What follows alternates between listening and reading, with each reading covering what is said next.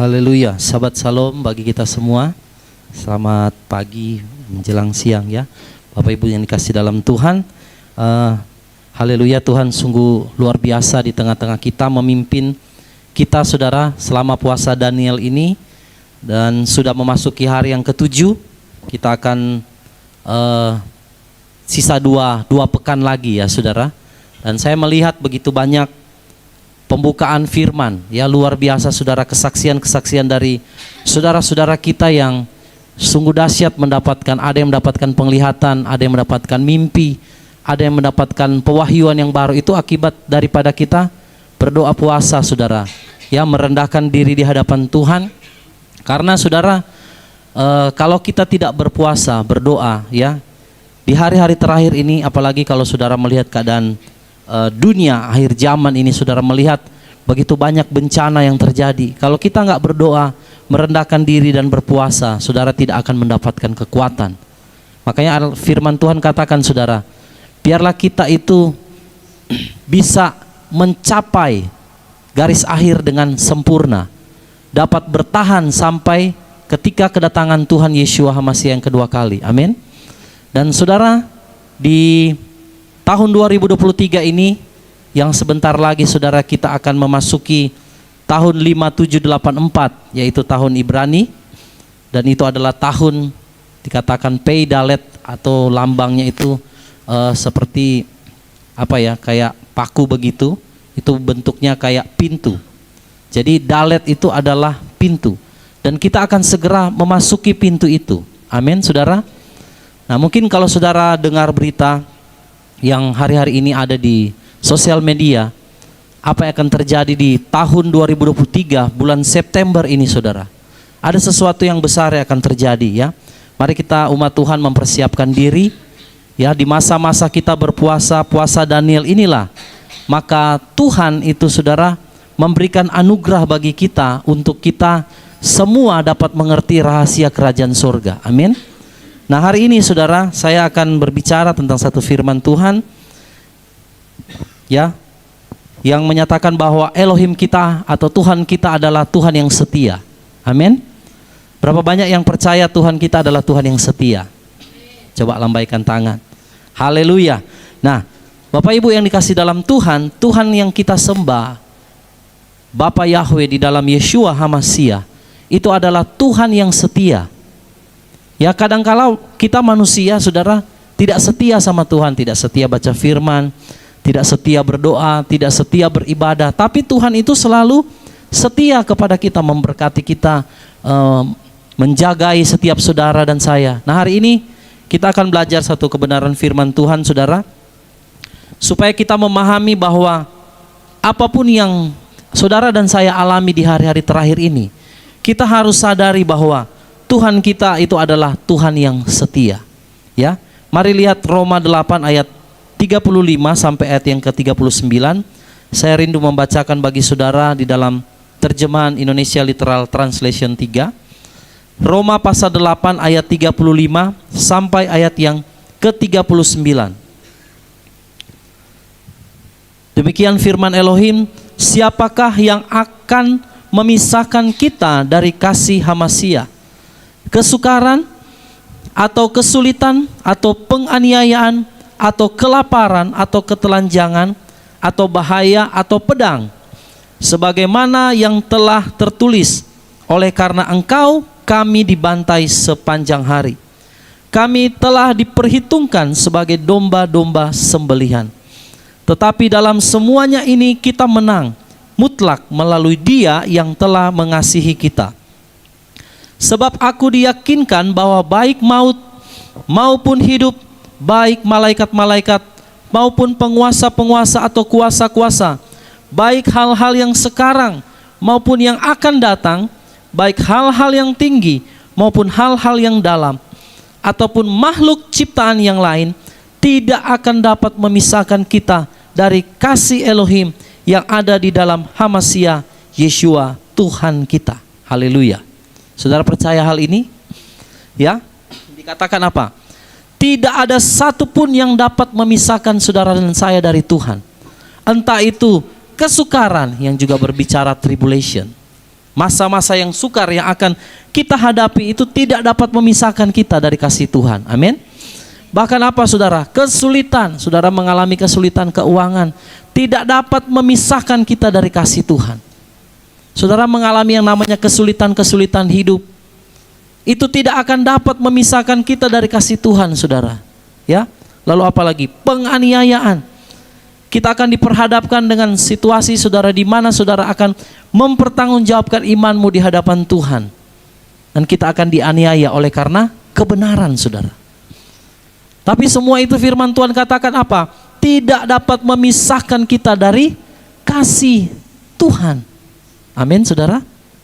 Lalu apalagi saudara? Kelaparan. Saudara lihat hari-hari ini saudara. Hutan terbakar di mana-mana. Laut sekarang telah dicemari dengan polusi, saudara. Limbah nuklir. Satu saat kita akan mengalami yang namanya apa, saudara? Masa-masa yang sukar. Yang firman Tuhan katakan secupak gandum harganya sedinar. Sedinar itu upah satu hari dalam orang bekerja. Berarti kalau saudara bekerja satu hari misalnya dapat 100.000 atau 200.000, saudaranya hanya bisa beli beras sedikit, saudara, untuk makan mungkin gak cukup kalau keluarganya banyak. Itu masa yang sukar, tapi firman Tuhan katakan apa saudara?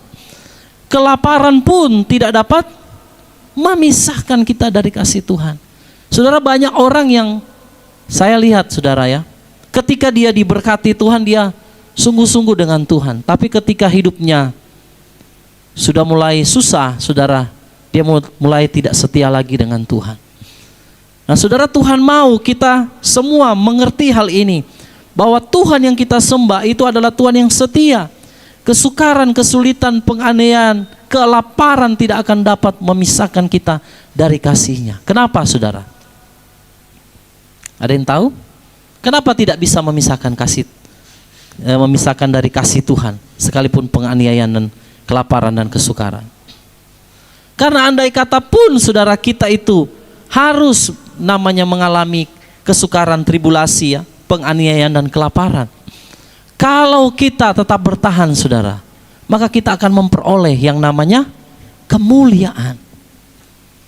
Jadi apapun pergumulan kita, apapun saudara yang harus kita hadapi di hadapan kita, saudara, kalau kita setia terus bertahan, maka saudara, tidak ada satupun dari antara saudara yang akan mengalami yang namanya kerugian. Makanya kasih Tuhan itu adalah jaminan bagi kita saudara, bahwa ketika engkau ada dalam masa-masa yang sulit, kalau kita tetap percaya kepada Tuhan, maka Tuhan itu adalah setia. Dia akan menggenapi janjinya. Dia bukan manusia saudara. Kalau manusia hari ini dia berjanji, besok lusa dia tidak tepati. Tapi kalau Tuhan dia berjanji, kalau dia berjanji dia akan memberkati kita, dia berjanji dia akan memulihkan hidup kita, dia berjanji untuk menyembuhkan hidup kita, maka dia adalah Tuhan yang setia, dia akan menggenapi janjinya. Cuman kadang manusia saudara itu karena mungkin ada ujian waktu di situ, sampai dia berkata, aduh Tuhan kenapa tidak menjawab doaku. Kadang Tuhan izinkan saudara kita mengalami masa-masa yang sulit supaya apa? Kita selalu berharap kepada Tuhan.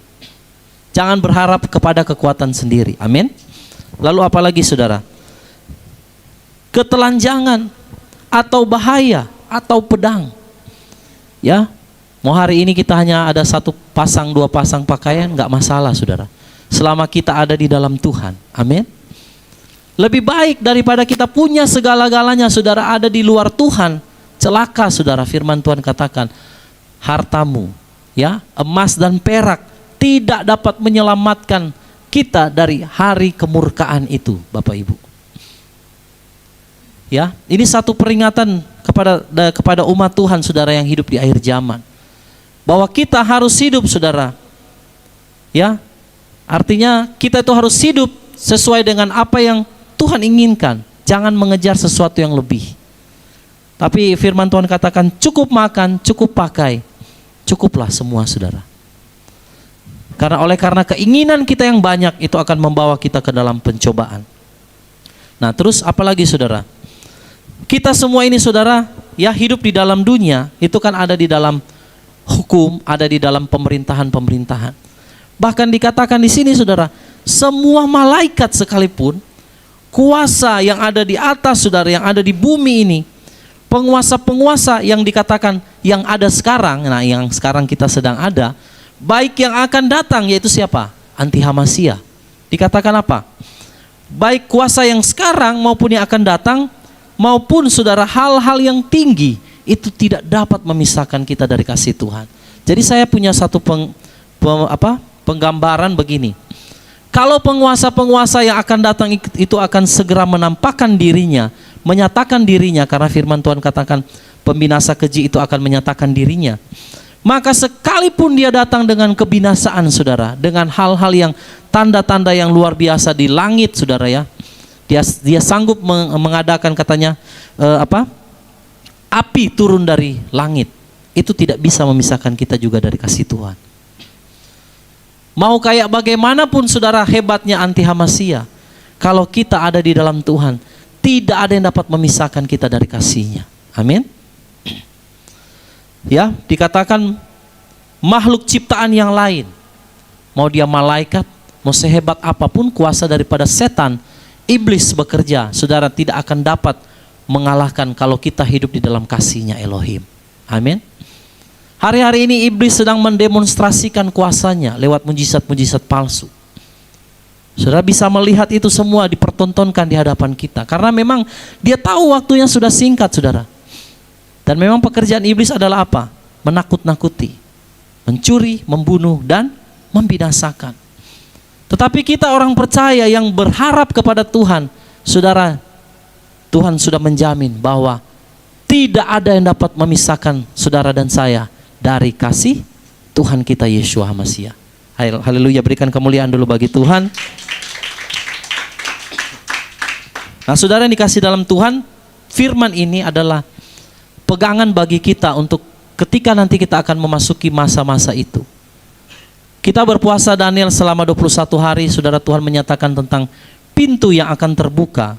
Dan saya berdoa Tuhan menyatakan bahwa pintu untuk memasuki masa kesukaran besar itu akan segera dibuka. Di satu sisi, di sisi yang lain, pintu anugerah daripada Tuhan itu tinggal sedikit lagi akan ditutup. Jadi bagi saudara-saudara yang belum memberi diri dibaptis, lahir baru, bertobat dari dosa-dosamu, saudara lakukan dengan cepat. Karena ini adalah waktu yang terakhir, sedikit lagi pintu itu akan ditutup. Maka masa anugerah itu akan segera berlalu. Kalau saudara masih terikat dengan dosa-dosa yang lain, saudara, mari hari ini bereskan di hadapan Tuhan. Lepaskan semuanya, karena pintu ini akan terbuka hanya sesaat, seperti penggambaran hari raya Rosasana. Waktu sangkakala ditiup hanya dibuka sedikit. Kalau orang terlambat saudara masuk, maka pintu itu akan ditutup. Nah, jadi mari Bapak Ibu yang dikasih dalam Tuhan, letakkan segala sesuatu, semua kekhawatiran, semua dosa yang menghalangi kita, semua rintangan. Apa yang hari-hari ini menghambat engkau dengan Tuhan, lebih semangat dengan Tuhan. Entah itu masalah keuangan atau sakit penyakit atau kelemahan tubuh. Jangan sampai semua hal itu saudara menghalangi kita untuk lebih sungguh-sungguh dengan Tuhan. Amin saudara. Tuhan mau di hari-hari terakhir ini saudara kita seperti pelari yang terakhir. Di dalam lintasan estafet saudara, gelanggang pertandingan, kita seperti pelari terakhir. Kalau ada pelari estafet 5 orang, maka kita ini sebenarnya pelari terakhir. Saya tanya sama saudara, kalau 5 orang ini bertanding, yang 4-nya larinya bagus, yang terakhirnya payah, saudara kira-kira bisa menang gak satu tim? Tak bisa. Yang menentukan itu adalah pelari terakhir. Sekalipun 1, 2, 3, 4-nya berlari dengan bagus, kalau yang terakhirnya loyo saudara, maka satu timnya kalah. Kalau kita baca Ibrani pasal 11, saudara, orang-orang kudus yang dari segala zaman, itu mereka menantikan saudara dan saya bertanding dalam pertandingan terakhir. Kenapa saudara? Karena dikatakan tanpa kita mereka tidak akan sempurna. Jadi apa yang mereka lakukan dari zaman nabi-nabi, rasul-rasul, itu saudara seperti dalam satu tim lari estafet. Nah, apa yang mereka sudah lakukan dahulu, dilanjutkan oleh kita-kita di akhir zaman ini. Makanya kita tidak boleh gagal, kita tidak boleh menjadi lemah, kita tidak boleh mengundurkan diri, apalagi didiskualifikasi. Banyak hari-hari ini saudara menurunkan standar kebenaran hanya demi karena kompromi dengan daging, kompromi dengan kenyamanan-kenyamanan dunia. Bagaimana kita akan menjadi pelari terakhir, saudara? Ya. Nah, pada pagi hari ini saudara yang dikasih dalam Tuhan, kita sudah ada di penghujung daripada akhir zaman. Biarlah firman Tuhan ini menjadi pegangan bagi kita, bahwa sekalipun saudara harus mengalami masa-masa yang sukar, mari saudara tetap percaya, ya, karena Tuhan yang menjanjikan adalah Tuhan yang setia. Mari lihat satu ayat lagi, saudara. Kenapa saudara dan saya itu harus ada di masa tribulasi atau masa kesukaran? 1 Tesalonika 3 ayat 3 sampai ayat yang kelima, kita akan baca sama-sama ayat ini ya. Versi ILT 3. 1 Tesalonika 3 ayat 3 sampai 5. 3, 2, 1. Supaya tidak seorang pun digoyahkan oleh kesukaran-kesukaran ini, karena kamu sendiri tahu bahwa kita ditentukan untuk itu. Sebab bahkan ketika kami sedang ada bersama kamu, kami mengatakan sebelumnya kepadamu bahwa kita akan segera ditekan, dan sebagaimana hal itu telah terjadi, kamu pun sudah mengetahui. Karena itu pula aku, ketika tidak tahan lagi, aku telah mengutus untuk mengetahui imanmu. Jangan-jangan si pencoba, dia akan mencobai kamu, dan jerih payah kami bisa menjadi sia-sia. Nah, ini Paulus katakan, saudara, supaya tidak ada seorang pun yang apa? Digoyahkan oleh kesukaran ini. Karena saudara dan saya tahu, kita semua tahu bahwa kita ditentukan untuk itu, saudara. Kita ditentukan memasuki masa-masa itu.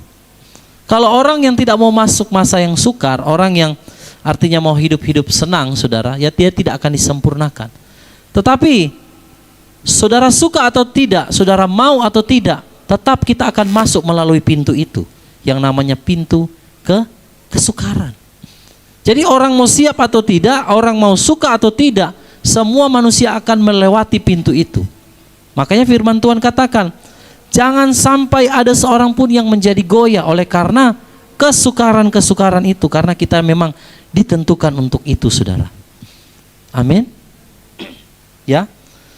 Dan di sini dikatakan, saudara, bahwa kita akan ditekan memang dari segala arah. Saudara akan mengalami namanya tekanan, entah itu di dalam pekerjaan, di dalam usaha, di dalam keluarga, di dalam segala hal yang saudara sedang lakukan. Karena orang yang sedang mengikut Tuhan, yang sedang mengejar kekekalan itu, saudara, mereka ada memang di dalam kesukaran dan tekanan-tekanan itu. Kenapa Tuhan izinkan, saudara? Itu untuk memurnikan kita, untuk menyempurnakan kita. Amin. Tetapi Tuhan berjanji bahwa semua yang saudara dan saya alami itu tidak dapat memisahkan kita dari kasih Tuhan. Amin, saudara. Nah, mengapa kita harus percaya akan janji Tuhan, saudara? Saya akan sampaikan ada beberapa hal ya, supaya kita berpegang kepada Tuhan, bahwa Tuhan yang berjanji itu adalah Tuhan yang setia. Dia tidak akan tinggalkan saudara. Amin. Yang percaya katakan amin. Sekalipun engkau mungkin ada dalam masa yang sulit secara keuangan, masa yang sulit saudara dalam segala hal, Tuhan yang berjanji adalah Tuhan yang setia. Mari kita lihat Ibrani 10 ayat yang ke-23. Hal yang pertama, saudara, mengapa kita harus percaya akan janji Elohim? Ya. Ibrani 10 ayat 23 sama-sama kita baca. 3, 2, 1. Marilah kita memegang teguh pengakuan pengharapan yang tiada terombang-ambing, karena Dia yang berjanji adalah setia.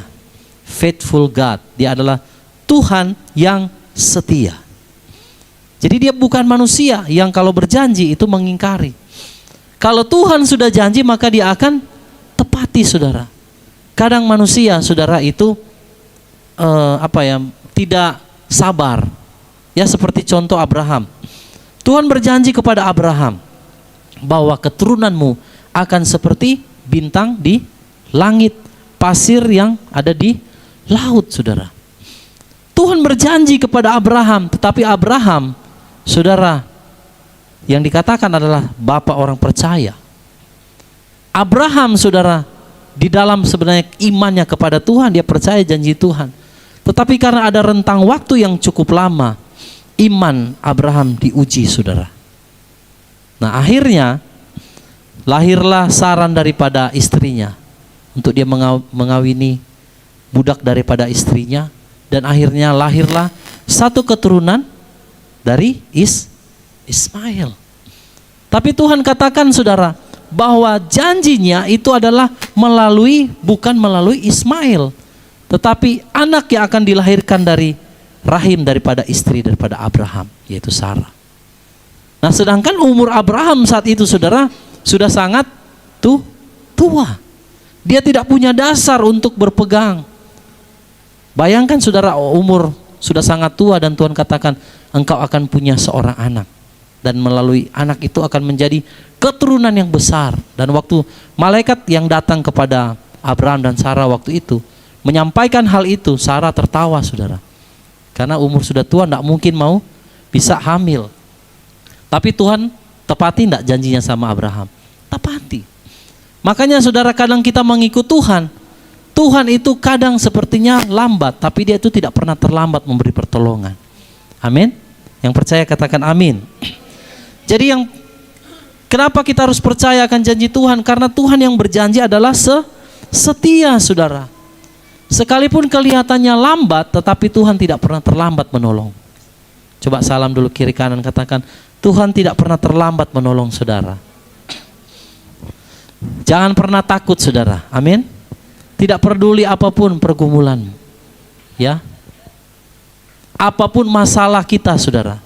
Mau apapun itu, saudara, mau bilang masalah ini, masalah itu, percaya bahwa Dia adalah Tuhan yang setia, saudara. Janjinya ya dan amin. Makanya kita berkata amin. Kita mengaminkan bahwa semua janji Tuhan itu pasti digenapi. Apapun masa-masa sulit yang harus kita hadapi, tidak dapat memisahkan saudara dan saya dari kasih Tuhan. Haleluya. Jadi yang pertama itu, saudara, ya, Tuhan yang berjanji adalah setia. Lalu yang kedua, saudara, kenapa kita harus percaya bahwa janji Tuhan itu ya dan amin? Mari lihat Mazmur 46 ayatnya yang kedua. Mazmur 46 ayatnya yang kedua. Sama-sama kita baca dalam versi Indonesia Literal Translation 3. 3, 2, 1. Elohim adalah tempat perlindungan dan kekuatan bagi kita. Sebagai penolong dalam kesesakan sangat terbukti. Siapa yang tulis ayat ini, saudara? Siapa? Pemazmur menulis dalam 46 ayat 2 ini, saudara. Elohim adalah tempat perlindungan dan kekuatan bagi kita. Sebagai penolong dalam kesesakan sangat kalau dia katakan sangat terbukti, berarti yang menulis ini sudah merasakan belum pertolongan Tuhan? Sudah. Dia katakan sangat terbukti, berarti Tuhan yang setia, yang berjanji itu, yang dikatakan Dia adalah tempat perlindungan dan kekuatan saudara dan saya. Pertolongannya sangat terbukti. Nah, saudara boleh lihat dan saudara boleh renungkan. Kalau saya pribadi, saudara, ya, ketika saya ada dalam pergumulan, dalam permasalahan, Tuhan selalu ingatkan begini. Kalau Tuhan pernah menolong engkau di zaman dahulu, pada waktu-waktu kesesakan, maka Tuhan yang sama juga akan menolong kita pada hari ini. Amin, saudara. Jadi kalau saudara berpikir, Tuhan tolong hari ini. Kalau kemarin Tuhan tolong saudara sakitmu, pergumulan ekonomimu. Kalau hari ini pun kita ada dalam masalah yang sama, percaya bahwa kasih Tuhan yang dahulu Dia pernah lakukan bagi kita, itu Dia juga akan lakukan hari ini. Tuhan yang sama yang membelah laut bagi orang Israel dan mereka menyeberang.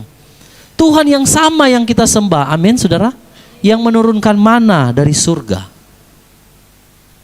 Tidak ada satu perkara pun yang terlalu sukar bagi Tuhan. Yang penting adalah apa? Percaya saudara. Kadang orang tidak bisa percaya, karena manusia itu selalu mau ada bukti dulu baru dia percaya. Nah, padahal buktinya sudah sangat banyak. Makanya dalam Mazmur 46 dikatakan pertolongan ya daripada Tuhan yang adalah kekuatan bagi kita itu sangat-sangat terbukti. Coba sama-sama katakan, sangat terbukti. Pertolongan Tuhan sangat terbukti bagi saya. Bapak Ibu juga yang ada di live streaming boleh ketik di kolom komentar, katakan pertolongan Tuhan sangat terbukti bagi saya. Jadi kalau dahulu Tuhan pernah tolong kita, maka hari ini juga Tuhan pasti akan tolong kita. Oleh karena itu tidak ada alasan bagi saudara dan saya untuk khawatir, sekalipun kita akan memasuki masa-masa yang sulit di depan kita. Kalau dia pernah tolong kita di zaman dahulu, maka dia juga akan menolong kita di zaman sekarang. Karena dikatakan Tuhan kita adalah Tuhan yang setia. Dia adalah Alfa dan Omega, awal dan akhir. Sepanjang itu ada awal dan akhir, maka di tengah-tengahnya saudara, Tuhan yang sama yang akan menolong saudara, berjalan di depan kita, menyertai kita. Maka tidak ada alasan, jangan biarkan saudara ketakutan dan kekhawatiran kita itu menguasai hidup kita. Karena kadang manusia saudara, pikiran kekhawatiran dan ketakutannya itu yang seringkali muncul, sehingga tidak percaya, bimbang kepada janji Tuhan. Dalam 1 Yohanes 4 ayat 17 dikatakan, orang yang takut adalah orang yang tidak sempurna di dalam kasih. Nah, berarti kalau saudara takut akan masa depan, saudara takut akan pergumulan, saudara takut akan masa kesukaran di hadapan kita, maka berarti kasihmu kepada Tuhan tidak sempurna. Maka hari ini saudara, buang setiap ketakutan dan kekhawatiran kita. Amin. Karena Tuhan yang kita sembah dikatakan adalah penolong yang sangat terbukti. Haleluya. Berikan dulu tepuk tangan bagi Tuhan. Kalau saudara baca ayat lanjutannya, ya, sekalipun bumi berubah, gunung-gunung bergoncang, kasih setia Tuhan ya tetap ada dalam hidup saudara dan saya. Dia adalah perlindungan kita. Orang mau bilang apapun, mau nanti beras naik berapa, sekarang ini 14.000 1 kilo, mau dia 20.000 25.000, Tuhan tetap menyertai kita saudara, jangan takut. Amin. Sekalipun masa-masa itu yang sulit, kalaupun hari ini engkau berkata, Tuhan saya tidak punya apa-apa, saya kehabisan segala sesuatu, percaya saudara. Waktu Elia ke Sarfat saudara, ada seorang janda, dia itu hanya punya sedikit minyak dan sedikit tepung begitu, dan itu masa kelaparan. Elia bilang sama janda itu, coba bikinkan buat saya sebuah roti.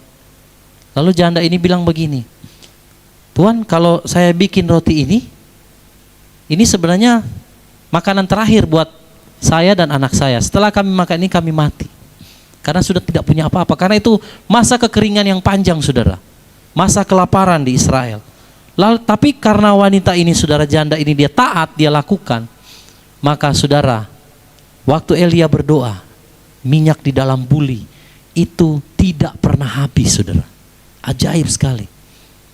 Disuruh tuang minyak itu saudara, anaknya tuang, nggak habis sampai semua tempat yang sudah penuh itu sudah nggak ada lagi tempat, baru minyaknya berhenti. Itu maksudnya apa saudara? Artinya di dalam masa-masa kesukaran kita, saudara akan melihat pertolongan Tuhan secara supranatural.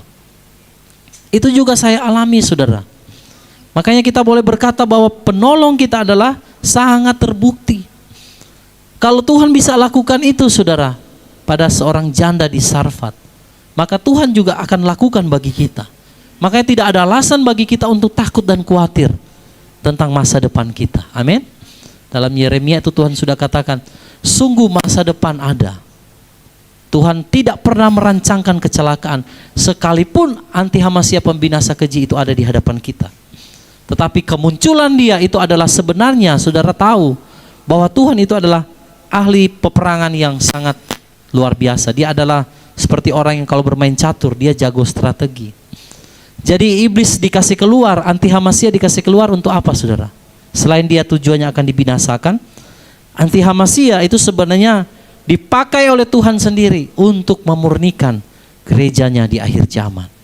Jadi tanpa anti Hamasia pikirkan bahwa sebenarnya dia cuma jadi alat bagi Tuhan untuk memurnikan gerejanya.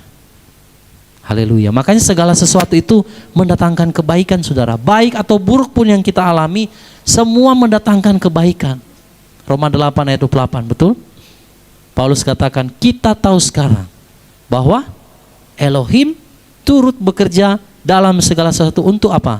Mendatangkan kebaikan bagi mereka yang mengasihi dia, yaitu mereka yang terpanggil sesuai dengan rencananya.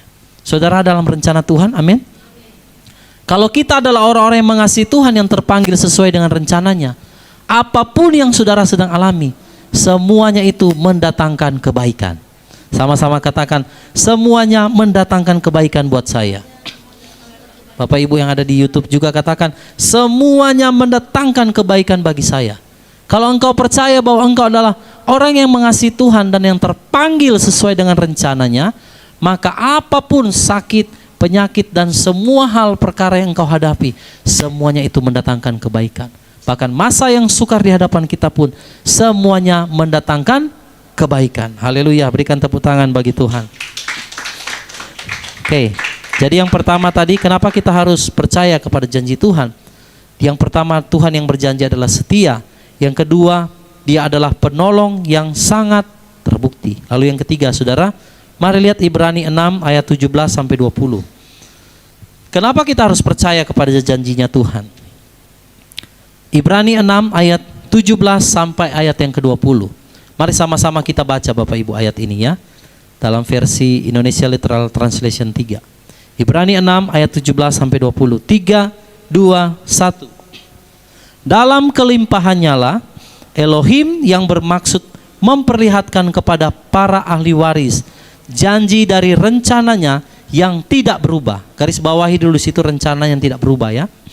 Menjamin dengan sebuah sumpah, garis bawahi juga di situ, agar oleh dua kenyataan yang tidak dapat berubah, yang dengannya mustahil Elohim berdusta, kita yang mencari perlindungan untuk menggenggam pengharapan yang disediakan sebelumnya, boleh mendapatkan apa? Penghiburan yang kuat, yang kita dapatkan seperti sebuah jangkar bagi jiwa kita, yang pasti dan juga teguh, dan yang masuk ke bagian dalam dari tabir, ke tempat Yeshua masuk sebagai perintis bagi kita ketika menjadi imam besar sampai selamanya menurut peraturan Melkisedek. Saudara dengar baik-baik ini. Tuhan bersumpah, Tuhan menjamin dengan sumpah apa yang telah Dia nyatakan janjinya bagi kita. Jadi siapa yang bersumpah saudara? Tuhan. Kalau manusia bersumpah atas nama Tuhan, sekalipun itu salah sebenarnya ya, tidak boleh bersumpah. Tapi manusia karena dia mau bersumpah, kayak di pengadilan, saya bersumpah tidak melakukan ini demi nama Tuhan, ya kan dia pakai nama Tuhan. Karena yang paling tinggi adalah Tuhan. Nah sekarang kalau orang saja dia berani bersaksi, dia bersumpah dengan nama Tuhan, kalau apa yang dia tidak lakukan, karena Tuhan adalah yang tertinggi. Nah kalau Tuhannya sendiri bersumpah, kira-kira dia bersumpah dengan apa? Dengan namanya sendiri. Berarti jaminan nggak saudara? Ya kalau manusia dalam persidangan bisa saja dia bersumpah palsu, betul? Tapi kalau Tuhan yang bersumpah mengikat satu janji melalui saudara dan saya, dia ikat dengan sumpah saudara, berarti bisa batal enggak saudara? Enggak bisa batal. Kalau dia ikat dengan sumpah, artinya kalau dia katakan engkau pasti selamat, engkau pasti ya mendapatkan pertolongan pada waktunya, dia ikat dengan sumpah. Engkau pasti akan menerima janji langit yang baru dan bumi yang baru, itu dia ikat dengan sumpah. Berarti tidak akan gagal, kecuali yang bisa membuat kita gagal itu adalah diri kita sendiri yang melepaskan. Amin, saudara. Tapi dari pihak Tuhan, dia tidak pernah membatalkannya, saudara. Kenapa orang bisa kehilangan janji ini? Karena dari dirinya sendiri. Makanya Tuhan katakan, orang benar hidup oleh iman. Apabila dia mengundurkan diri, maka aku tidak lagi berkenan kepadanya. Jadi yang bisa buat gagal janji Tuhan siapa, saudara? Diri sendiri. Tapi Tuhan itu tidak pernah membatalkan. Saudara lihat ayat ini. Dia jamin dengan apa? Sebuah sumpah seperti sebuah jangkar. Saudara tahu jangkar? Ya. Jangkar itu apa fungsinya? Ada yang tahu? Kalau di kapal dilempar jangkar untuk apa? Supaya kapalnya nggak goyang-goyang, nggak lari ke sana kemari. Kalau tidak ada jangkar, saudara, waduh, itu bisa ke bawah ke sana. Saudara taruh kapal di sini, parkir istilahnya ya, di laut nggak ada jangkar. Tiba-tiba cari besok sudah nggak ada, sudah di tengah lautan itu kapalnya atau perahunya. Jadi jangkar itu fungsi untuk apa? Membuat kapal itu supaya tidak goyang. Artinya tidak bisa bergeser, sekalipun mungkin ada angin badai, tapi dia tetap di tempat itu. Nah, janji Tuhan itu seperti jangkar. Artinya apa? Di tengah-tengah dunia yang bergoncang, saudara, sekalipun kita bergoncang, ikut ada dalam kapal itu kita goyang, tapi saudara tidak akan kemana-mana, di situ terus. Amin. Jadi ada orang, saudara, ketika dia menerima janji Tuhan, dia sukacita. Tapi begitu goncangan itu kuat, saudara, dia angkat jangkarnya. Akhirnya dia berlayar ke lautan lepas, hilang, nggak tahu kemana, saudara. Tuhan menjamin janjinya lewat seperti jangkar. Artinya kalau kita setia, kita ada di dalam perlindungan, ya, terikat dengan sumpah yang tidak mungkin pernah bisa batal. Jaminannya apa, saudara? Baca di sini. Seperti sebuah jangkar bagi jiwa yang pasti dan juga teguh, yang masuk ke dalam apa? Tabir. Nah, tabir ini apa? Kalau saudara belajar kemah suci, ada ruang pelataran, ada ruang suci, ada ruang maha suci atau ruang maha kudus. Nah, waktu Yesua mati, saudara, di kayu salib, itu tabir yang memisahkan bait antara ruang suci dan ruang maha suci itu terbelah. Maknanya apa, saudara? Yang ada di belakang tabir itu siapa? Yesua yang membuka tabir itu. Yang ada di belakang tabir itu yang jangkarnya, kalau saudara baca terjemahan LAI, jangkarnya itu, saunya itu dilabuhkan sampai ke belakang tabir. Nah, yang di belakang tabir itu siapa? Bapa. Jadi janjinya Tuhan yang bagaikan jangkar itu, artinya diikat dengan sumpah, dilabuhkan sampai di belakang tabir. Artinya, saudara, dimeterai dengan darahnya. Makanya tabir itu kan terbelah waktu Yesua mati. Artinya janji Tuhan tidak akan pernah batal, saudara, karena ada meterainya. Saudara, kalau orang bikin surat perjanjian, kalau dia tidak ada meterai, maka tidak sah secara hukum, betul? Tapi kalau dia ada meterai di situ, maka itu sah secara kekuatan hukumnya ada. Kalau orang bikin kayak surat, dia punya surat tanah misalnya, ada meterai, dia punya suratnya, ya dia yang punya hak, saudara, betul? Nah, sama. Jadi janji Tuhan itu diikat dengan sumpah, dimeterai dengan darahnya. Bayangkan, saudara, bisa batal enggak, saudara? Enggak mungkin batal. Jadi kalau Tuhan janjikan kita akan masuk dalam langit bumi dan langit yang baru, bumi baru, maka janjinya pasti ya dan amin. Makanya waktu yang berapa minggu lalu saya sampaikan tentang kalau orang, saudara, tidak masuk dalam perhentian, sabat perhentian, dia tidak akan masuk ke sana. Kenapa? Yang membatalkan janjinya siapa? Bukan Tuhan. Dia yang tidak mau ambil bagian di dalam janji Tuhan itu. Karena Tuhan bilang sendiri, aku bersumpah dalam murkaku bahwa mereka nggak akan masuk ke sana. Siapa yang tidak masuk ke sana? Yang tidak mentaati, yang mengeraskan hati, saudara. Tapi apakah janji Tuhan itu berubah? Tidak. Kalau kita taat, maka kita akan masuk, saudara. Jadi yang sebenarnya membatalkan siapa? Tuhan atau kita, saudara? Tuhan. Kecuali saudara sudah taat semua, ternyata nggak masuk juga. Berarti Tuhan tidak seperti yang dia firmankan. Tapi tidak seperti itu. Tuhan itu bukan manusia. Makanya yang bisa membatalkan meterai itu adalah kita sendiri sebenarnya. Bayangkan Tuhan sudah ikat dengan sumpah, tidak cukup dia meteraikan lagi, berarti sah. Secara hukum di hadapan Bapa itu adalah sah. Nama saudara ada di dalam kitab kehidupan. Itu janji Tuhan, saudara, ya. Dia sudah menjadi imam besar menurut peraturan Melkisedek. Melalui kematiannya, maka janji langit dan langit baru, bumi baru, Yerusalem baru, itu saudara dan saya telah terima. Sekarang pegang janji itu. Saya mau katakan apapun pergumulan kita, saudara, jangan lihat yang sekarang. Tambatkan hati kita kepada kekekalan. Ya, di dalam Mazmur itu kalau nggak salah dikatakan begini. Tambatkan hatimu kepada Sion, kepada menaranya, kepada benteng-bentengnya. Artinya begini, secara roh ya, pemahaman secara rohani. Saudara, jangan lihat engkau hari ini tidak punya apa-apa. Jangan lihat engkau hari ini ada dalam kesakitan yang sangat luar biasa. Tetapi lihat janji Tuhan. Pandang kepada langit baru, bumi baru, dan Yerusalem baru. Amin. Makanya tadi waktu pertama kita baca firman ya yang di dalam Roma 8 ini, saudara, tidak ada yang dapat memisahkan kita dari kasih Tuhan. Andai kata pun Tuhan panggil kita hari ini, saudara, janji itu tetap berlaku tidak? Berlaku.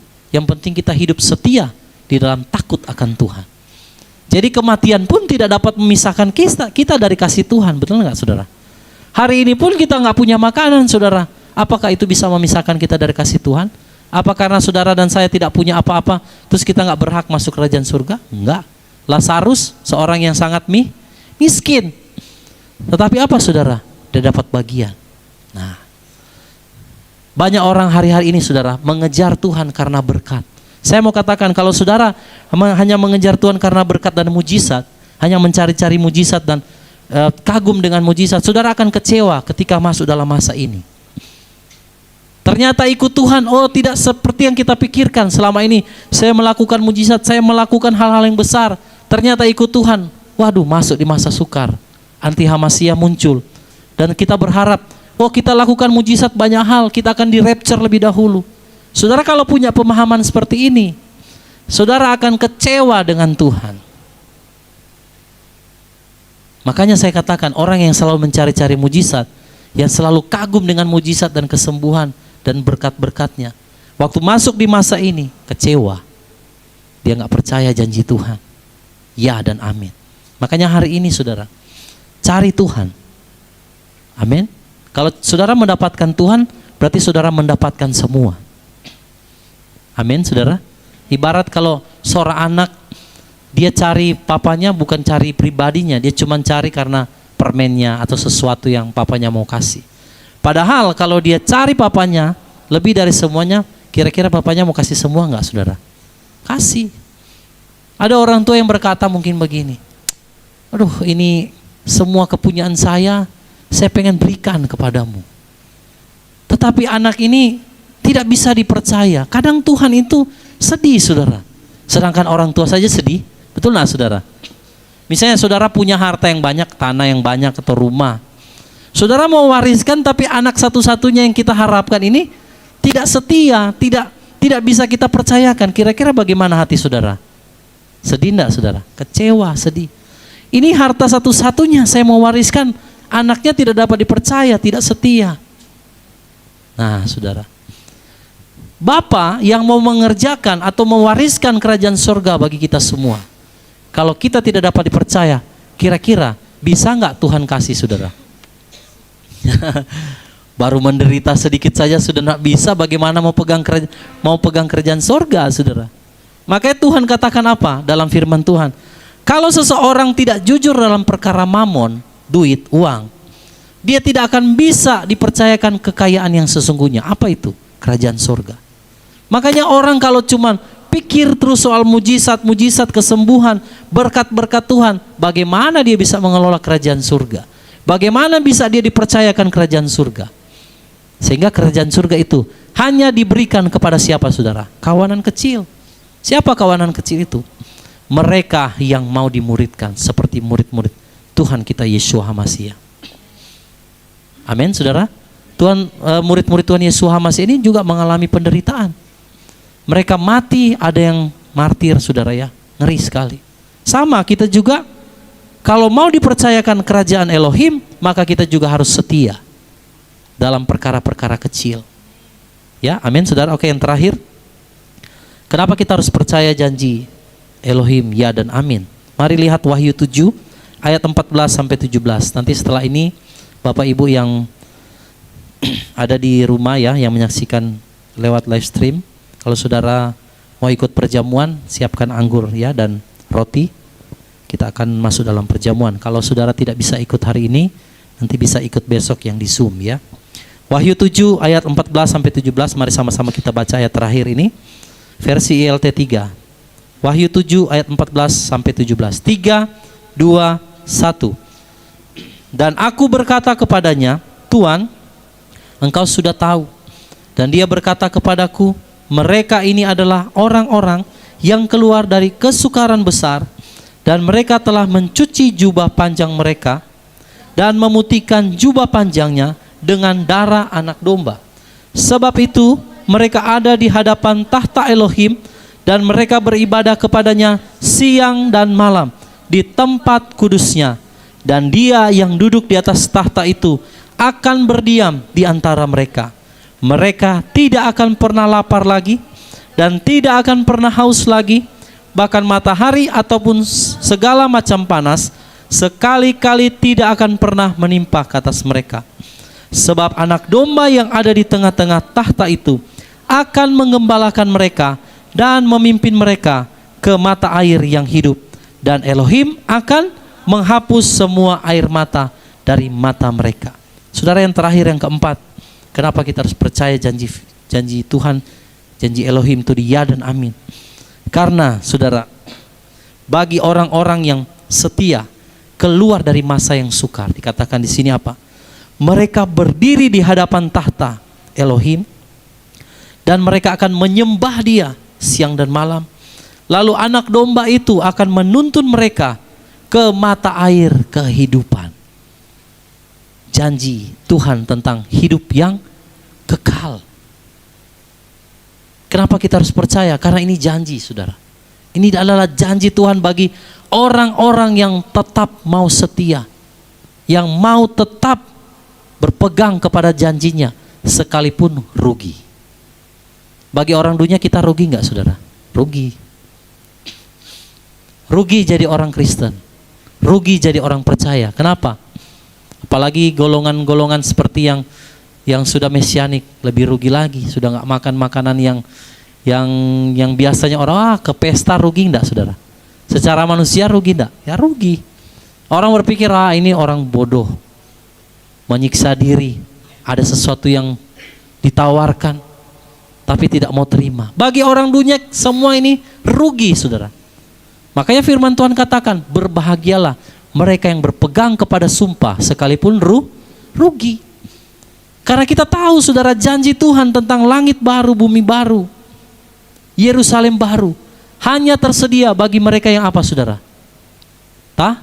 Taat dan setia, berpegang kepada janji Tuhan sekalipun rugi.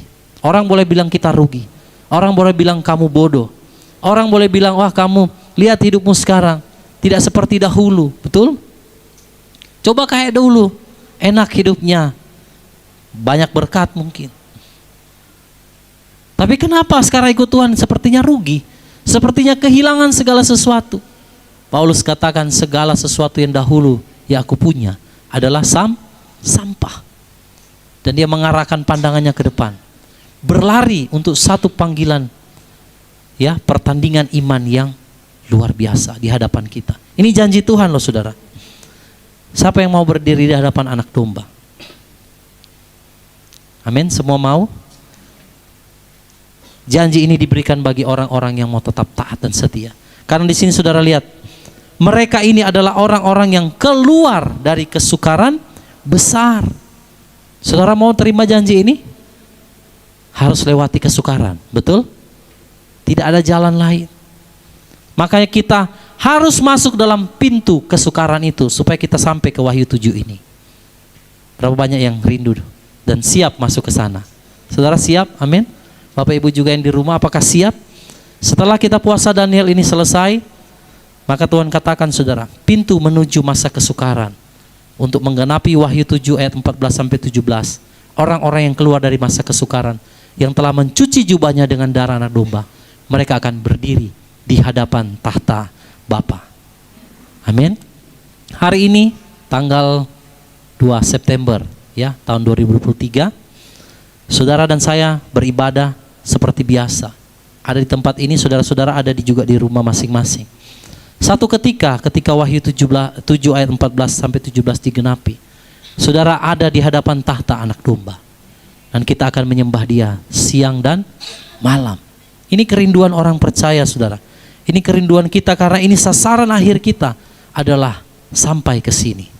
Saya berdoa, biarlah setiap kesulitan dan pergumulan hidup saudara tidak akan membuat saudara menjadi lemah. Ingat bahwa Tuhan yang berjanji adalah setia. Dia pasti akan genapi. Lalu yang kedua, dia adalah penolong yang sangat terbukti. Ya. Lalu yang ketiga, dia menjamin dengan sumpah. Ya. Yang keempat, dia memberi hidup yang kekal bagi mereka yang tetap taat dan setia. Jadi pegang janji Tuhan ini, saudara. Ya, sedikit waktu lagi, maka semua yang Tuhan telah tetapkan atas dunia ini akan segera terjadi.